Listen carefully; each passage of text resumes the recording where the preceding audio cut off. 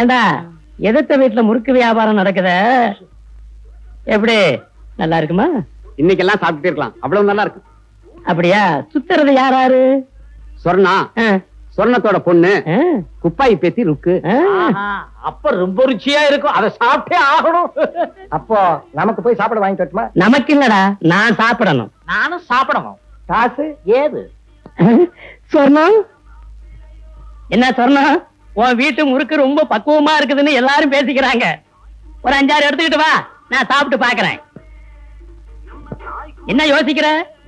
காசு பணம் தர மாட்டேன்னா மத்தவங்களை விட நான் அதிகமாவே தர்றேன். உன் கையால எடுத்துக்கிட்டு வா, அப்பதான் ருசி அதிகமா இருக்கும். ஏண்டா ஆறுமுகம், எதிர்த்த வீட்டுல ஒருத்தன் குழாயங்களாய் மாட்டிக்கிட்டு திரியறானே, யார் அவன்? என்னமோ அக்கா தம்பின்னு சொல்லிக்கிறாங்க, ஆனா படுத்துக்கிறது வீட்டுக்குள்ளதான். ஒருவேளை வீட்டுக்குள்ளேயே வச்சிருந்து அப்புறம் மருமகனை ஆக்கிப்பா. மருமகன் ஆக்கிட்டு அப்புறம் வச்சு கூடாதா? அட படுத்துக்கிட்டு போத்தினாலும் சரி, போத்திக்கிட்டு படுத்தாலும் சரி, கணக்கு ஒண்ணுதானே.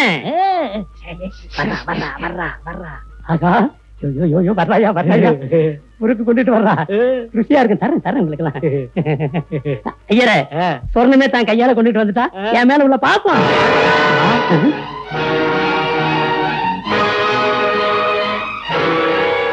சொர்ணம் என்ன இது? பழைய சிறுப்பு வாய முடியா? ஒரு பெரிய மனுஷனை காட்டுற மரியாதையாது? ஆமா, இப்ப அது தட்டுல இருக்கு. இன்னொரு வாட்டி என் வீட்டு வாசல வந்து வம்பு பண்ணா அது என் கைக்கு வரும், ஜாக்கிரதை. ஐயரே, நான் ஊருக்கு பெரிய மனுஷன், இப்ப நடந்தது நமக்குள்ளேயே இருக்கட்டும், வெளியே தெரிய வேண்டாம். இத பாருங்க, என் கையில என்ன இருக்குன்னு கரெக்டா சொல்லிட்டீங்கன்னா நீங்க என்ன கேட்டாலும் வாங்கி தர்றேன். சொல்லுங்க பாக்கலாம். சாக்லேட் வாங்கிட்டு வந்திருக்கீங்க. தப்பு, நீ சொல்ற. எனக்கு சைக்கிள் வாங்கிட்டு வந்திருக்கீங்க. போடா முண்டா, சைக்கிள் கையில வச்சா கொண்டு வர முடியும்? மங்களா, நீ சொல்லு பாக்கலாம். எனக்கு ஜிமிக்கி வாங்கிட்டு வந்திருக்கீங்க. உனக்கு ரொம்ப ஆசைதான், நீங்க சொல்லுங்க. எனக்கு என்னப்பா தெரியும், அவங்களே கேளு. என்ன தெரியலையா?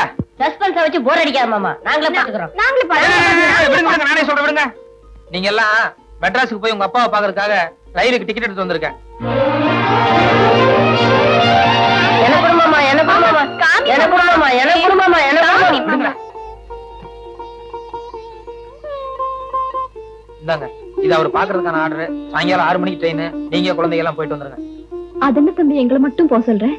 அவர் உன்னை பாக்கணும்னு எவ்வளவு ஆசையா துடிச்சிட்டு இருக்காரு. வாஸ்து தாங்க, ஆனா இந்த நேரத்துல நான் அவரை பார்த்தா எல்லாமே கெட்டுரும். யாரும் கெட்டு போயிடுமா? அதாவது இந்த மாசத்துல இருந்து வியாபார சீசன் ஆரம்பிக்குதுல்ல, அதனால நான் அங்கேயும் சுத்தி இருந்தோம்னா வியாபாரம் கட்டும், அதை சொல்ல வந்தேன். அது ஒண்ணும் பரவாயில்ல, ஃபேக்டரிக்கு 2 நாள் லீவ் போட்டு எல்லாரும் சேர்ந்தே போயிட்டு வருவோம். இத பாருங்க, இன்னொரு டிக்கெட் எடுக்கணும்னா ரொம்ப கஷ்டம். நீங்க குழந்தைங்க எல்லாம் போயிட்டு வாங்க. ஒண்ணும் பேசாதீங்க. ட்ரெயின் சாயங்காலம் 6 மணிக்கு. நீங்க குழந்தைங்க எல்லாம் போறீங்க, ஒண்ணும் பேசாதீங்க, பேசாம இருங்க.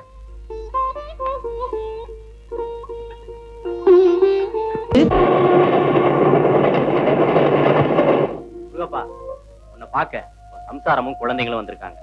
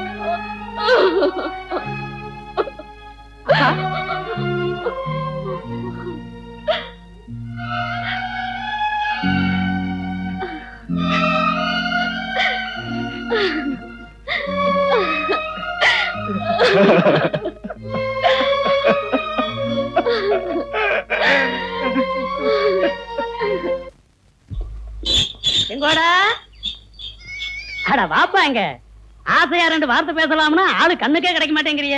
எங்க டவுனுக்கு போயிட்டு வரையா? ஆமாங்க, இன்னைக்கு திருவள்ளூர் சந்தை இல்ல, அதான் மாடு பிடிக்கலாமேன்னு போயிருந்தேன். அப்படியா? தள்ளி உட்கார. வா வா, உட்கார் உட்கார் உட்கார். ஆமா, ஏர் ஓட்டுறதுல இருந்து கவலை அடிக்கிற வரைக்கும் நிறைய மாடுகள் இருக்க, அப்புறம் எதுக்கு மாடு? அதெல்லாம் இருக்குதுங்க, நம்ம கறவை மாடு மடி வெட்டி போச்சு, அதான் புதுசா மாடு பிடிக்கலாமேன்னு போயிருந்தேன். நமக்கு ஒண்ணும் ஒத்து வரலீங்க, அதான் வந்துட்டேன்.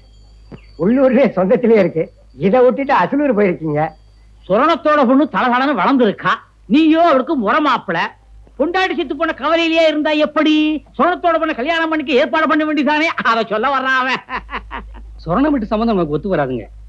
ஏன்னா முருகப்பன் கொலைகேஸ்ல மாட்டிக்கிட்டப்ப கூட நான் அதை கண்டுக்கலைங்க. அதுக்கப்புறம் அவங்க ரொம்ப நாளா அரசு மரத்தடையில இருந்தாங்க.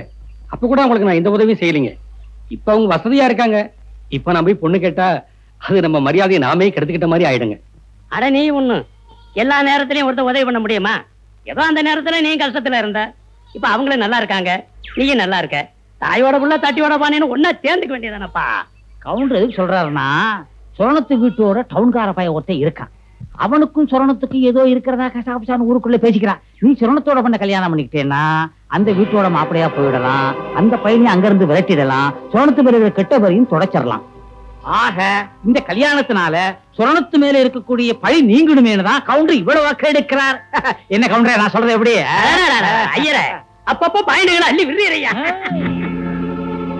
நீங்க 1000 சொல்லுங்க, எனக்கு என்னமோ சொரணம் பொண்ணு கொடுக்குங்கிற நம்பிக்கை இல்ல. நம்பிக்கை நாங்க நம்பிக்கை. நாளைக்கே வெத்தலை பாக்கு எடுத்துட்டு போங்க. பொண்ணு குடுக்கறாரா இல்லையான்னு பாத்துருவோம். குடுக்கறாளா இல்லையாவா? ஏண்டா ஊருக்குள்ள பெரிய மனுஷன் நான் எதுக்கு இருக்கிறேன்? இல்லன்னா விட்டுவனா? ஓய் ஐயரே, அவர் என்ன மாட்டேனா சொல்றார்? நாளைக்கு போனதுல முடிவுக்கு வந்துட்டார். நாளைக்கு எப்ப நல்ல நேரமோ அப்ப பார்த்து போகணும்னு நினைக்கிறார். நாளைக்கு 4 இருந்து 6 ஃபர்ஸ்ட் கிளாஸ் அமிர்தயோகம். அப்ப நம்ம எல்லாரும் சேர்ந்து போயிட வேண்டியதான். என்ன சொல்றீங்க? சரின்னு சொல்லப்பா.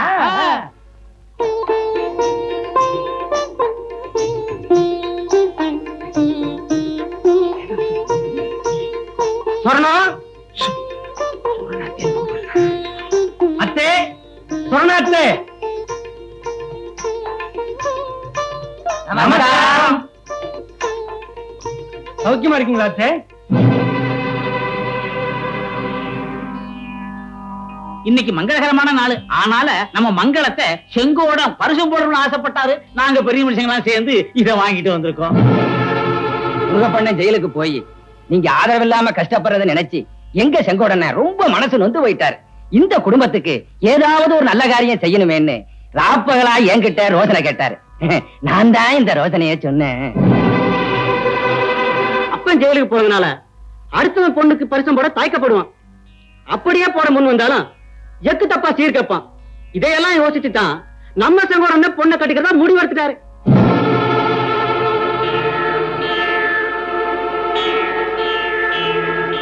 வெத்தலை பாக்கு தட்டு இல்லாம வந்திருந்தா ஒருவேளை சோறாது போட்டிருப்பேன். இப்ப பச்சை தண்ணி கூட கிடையாது. மரியாதை எந்திரிச்சு வெளியே போங்க.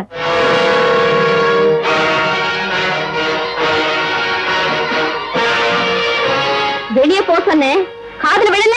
வார்த்தையை அளந்து பேச சொல்லணும்.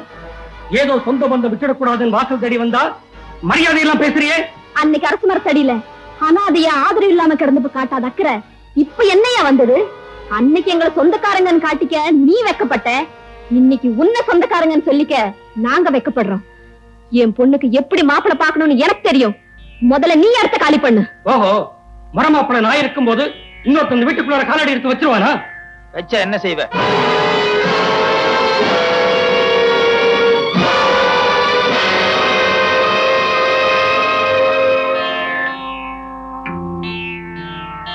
இன்னும் 2 மாசத்துல ஒரு நல்ல மாப்பிள்ளையா பார்த்து இதே வீட்டு வாசல்ல கல்யாணத்தை நடத்துறேன்.